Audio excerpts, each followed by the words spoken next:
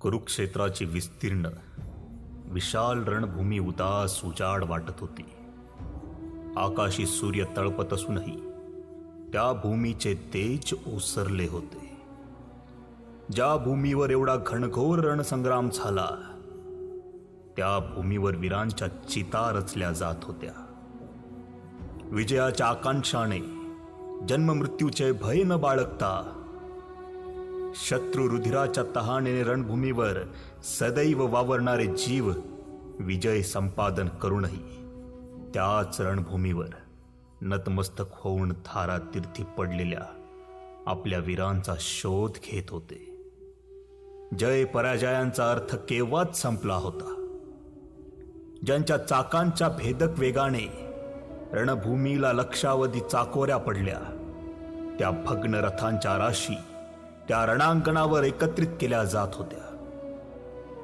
आपल्या गंभीर मंत्राने अचेतनामध्येही जीव ओतणाऱ्या रणउबितांना तडे गेले होते. आपल्या दीर्घ नादाने विजयाचा विश्वास देणारे शंख बाणांच्या सड्यांनी आच्छादलेल्या भूमीवर विखुरले होते. आता रणवाद्यांच्या राशीत तेही विसावले गेले. रणांगणावर छाया फिरत होती अतृप्त गिधडांची. रणांगणाच्या चिंतेने सदैव अस्वस्थ असणारे 5 पांडव धौम्य, संजय, विदूर, युयुत्सु यांच्यासह सेवकांच्या मदतीने वीरांचे दहन कर्म पार पाडित होते. एक एक चिता अग्निशिखांमध्ये थडाडू लागली.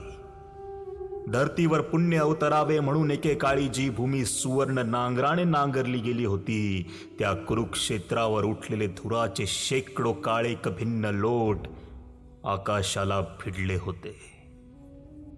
वीरांच्या दहनाची व्यवस्था लावून सारे खिन्न मनाने गंगेकडे चालू लागले. मध्यान्नीचा सूर्य पश्चिम क्षितिजाकडे ढळला होता. गंगेचा विशाल निळाशार प्रवाह त्या सूर्यकिरणात तळपत होता. तापल्या वाळूवरून गंगेकडे जाणाऱ्यांना गंगेच्या दर्शनाने ना प्रसन्नता लाभली होती ना पायांखालच्या दाहाची जाणीव होत होती. विजयी पांडव आणि पराजित कौरव दोघांच्याही जय पराजयांच्या उर्मी दहनभूमीच्या अंगारात जळून गेल्या होत्या. गेल्या जीवांच्या वियोगाने व मागे राहिलेल्यांच्या खंतीने साऱ्यांची मने पोखरून गेली होती. गंगेच्या वाळवंटावर तात्पुरते शिबिर उभारले होते.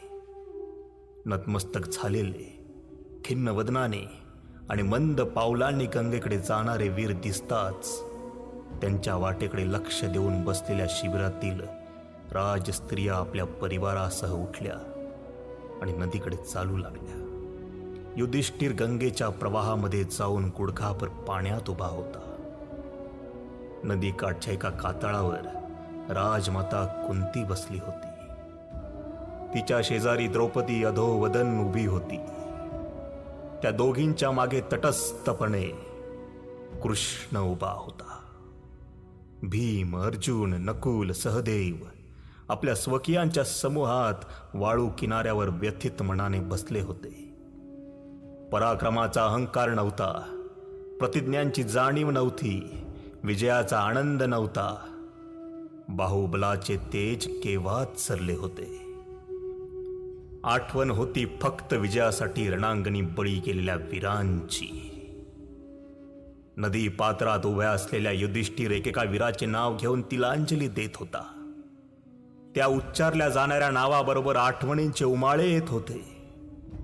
दाटलेले अश्रू गालांवरून निखळत होते. साऱ्या वीरांना तिलांजली दिली गेली. युधिष्ठिराने मागे न पाहता विचारले, विस्मरणानं कोणी वीर राहिलाय का? सारे एकमेकांकडे पाहत होते. मनात नावे आठवत होते. कोणी राहिल्याचे स्मरत नव्हते. राजमाता कुंतीच्या मनात त्या शब्दांनी एकच भावनांचा कल्लोळ उसळला. बसल्या जागी तिचे सारे शरीर कापू लागले. ओठ कोरडे पडले.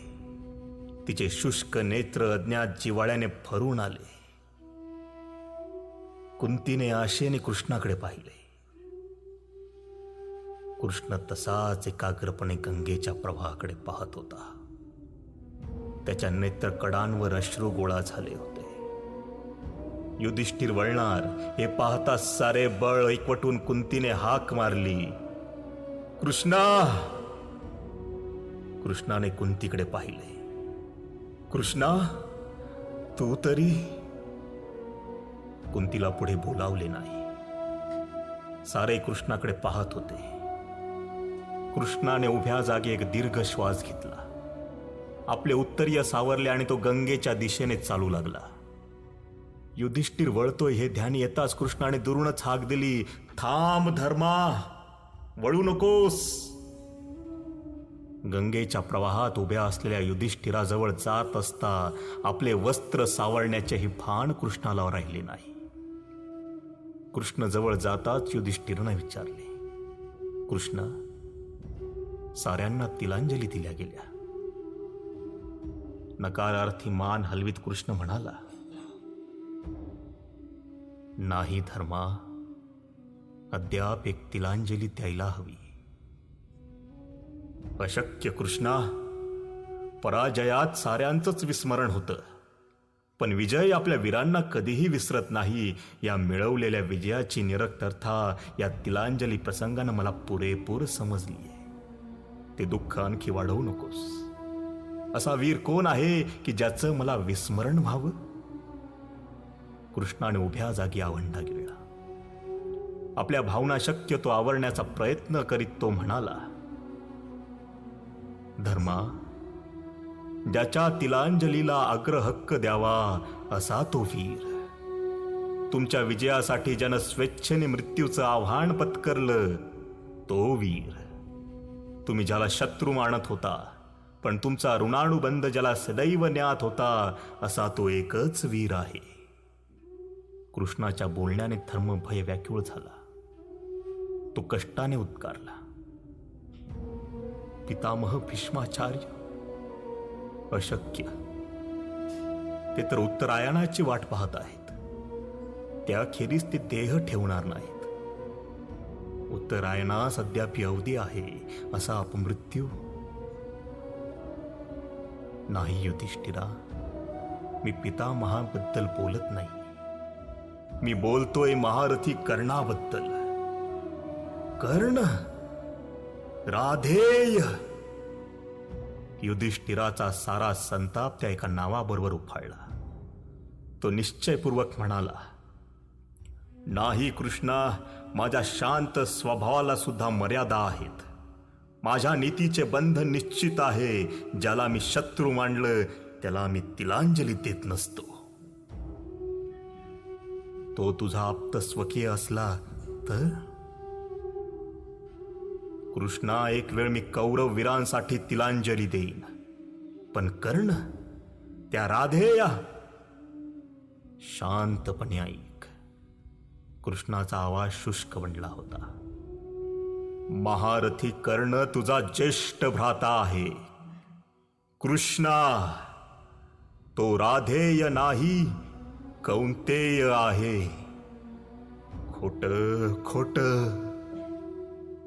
म्हणत युधिष्ठिराने कानांवर हात ठेवले. कृष्णाचे नेत्र अश्रूंनी भरून आले. धर्माने मोठ्या आशेने कुंतीकडे पाहिले. तिची मान गुडघ्यात गेली होती.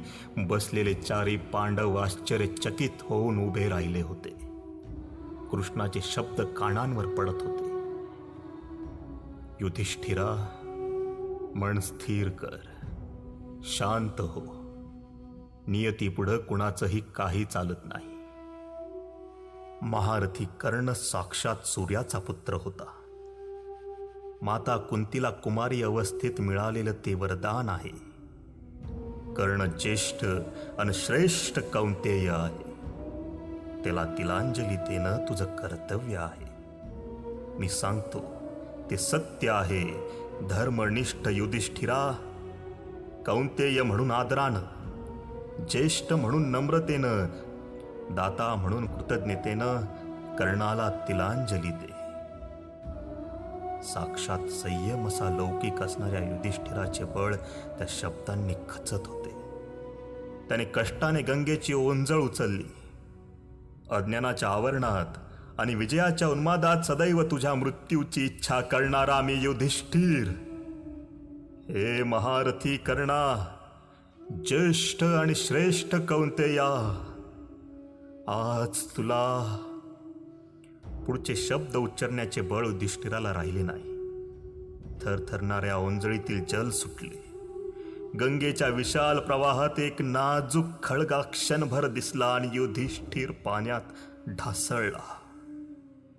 त्या धक्क्यातून सावरलेल्या पांडवांच्या मनात एकच शोक उसळला. अर्जुनाच्या मनाचे बांध फुटले. तप्त वाळूवर अंग झोकून देऊन आपल्या हाताने वाळूचे तोबरे घेत तो मुख रुदन करीत होता. सारे मन गुदमरून गेले होते.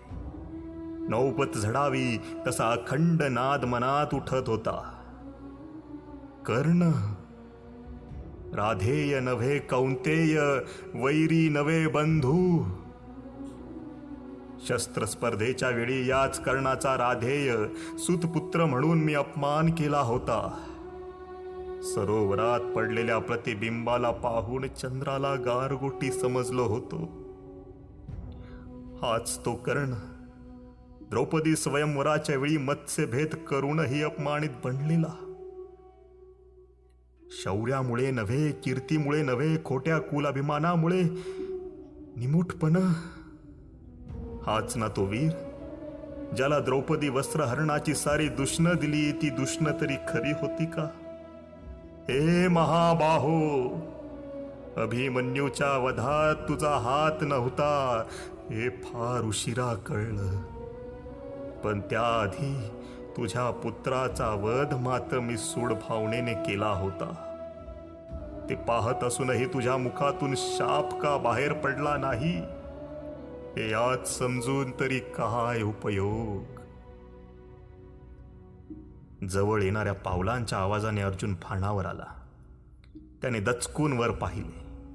कृष्णाची सावली त्याच्यावर पडली होती. मागे सूर्य असल्याने त्या आकृतीचे रूप दिसत नव्हते. ती कृष्ण छाया पुढे सरकत होती. अर्जुन पुन्हा सावध झाला. मूर्तिमंत तिरस्कार त्याच्या चेहऱ्यावर प्रकटला. कृष्ण अधिक जवळ येत आहे हे ध्यानी येताच पडल्या जागेवरून खुरडत दूर जात तो कष्टाने उठला. मागे सरकत तो ओरडला, थांब कृष्णा, माझ्याजवळ येऊ नकोस. तुझ्या पापी हातांचा स्पर्श माझ्या शरीराला करू नकोस. अरे, कुणी सांगितलं होतं आम्हाला असलं कलंकित राज्य हवं म्हणून? जन्माला येताच दैवी वनवास घेऊन आलेले आम्ही असला शापित विजय मिळवण्याऐवजी आयुष्यभर आनंदानं वनवास पत्करला असता. साक्षात अग्नीकडून जे गांडीव धनुष्य हस्तगत केले ते का मोठ्या भावाच्या वधासाठी? तुला हे नातं माहीत होतं. तुला आमच्या ऋणानुबंधाची जाण होती, तरीही या अक्षम्य पातकाचा धनी बनवलंस. कृष्णा, तुझ्यावर निष्ठा ठेवली, त्याचं हे फळ दिलंस. तूच असा आमच्या अधोगतीला कारणीभूत होशील असं स्वप्नातही वाटलं नव्हतं. धिक्कार असो. अश्रू ढाळणारा, दुःखाने संतप्त बनलेला अर्जुन कृष्णाकडे पाठ फिरवून जात होता. कृष्णाकडे न पाहता शोक व्याकुळ पांडव अर्जुनामागून जात होते. कुणाला अडवण्याचे सामर्थ्य कृष्णाच्या ठायी नव्हते. त्याची दृष्टी कुंती द्रौपदीकडे वळली. द्रौपदी सुन्न होऊन निश्चल उभी होती. ओठ थरथरत होते. आरक्त नेत्रात अश्रू गोळा झाले होते. आपला उजवा तळहात सामोरा धरून ती तो तळहात स्थिर दृष्टीने निरखत होती. हळूहळू तो तळहात तिच्या कपाळाकडे जाऊ लागला. द्रौपदीचा कुंकवाकडे जाणारा तो हात पाहताच कृष्ण पुढे झाला आणि त्याने तो हात पकडला. मनगटावर पकडलेल्या मिठीच्या स्पर्शाने द्रौपदी सावरली गेली. तिचे अश्रूपूर्ण व्याकुळ डोळे कृष्णाच्या डोळ्यांना फिरले. कृष्णा, हवं ते हरवणं आपल्या दैवी सदैव लिहिलं आहे का रे?